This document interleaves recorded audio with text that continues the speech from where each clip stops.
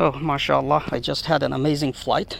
Now let's see if my vents that I've designed all in this helicopter actually help cooling the electronics. So my battery here is showing me 57-58 degrees, but in other conditions my battery actually was able to heat up to a very good 65 degrees the other day. Now the ESC is sitting right here, and you can see I have closed windows, closed windshield, closed door as well. So if I go to ESC right there, this hot boy, it's on 56 degrees. This means it's not heating up. Now for the motor, hold on, let me unlock the door. Okay, there's the motor, and I'm watching at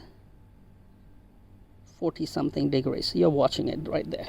By the way, this is Sky RC thermal camera, a very neat product for you to have if you are an RC pilot and you fly RC helicopter. It helps a lot to see the temperatures of your hardware, of your electronics, ESC, motor, batteries, and this is very important because when you fly RC helicopters, you need to know how hot your electronics are getting. So back to Mi-2. I am very happy that the vents that I designed, especially these one, I have tested these, the wind from the main rotors goes straight down like this, flows down onto the electronics, especially here on the ESC, and then motor is taking air from here, from this open, these two open windows. I didn't cover them just because I don't want motor and electronics to heat up.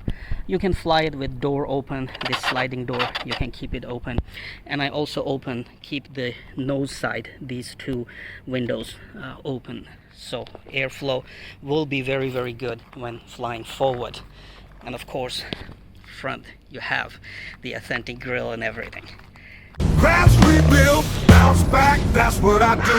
Crash, rebuild, bounce back.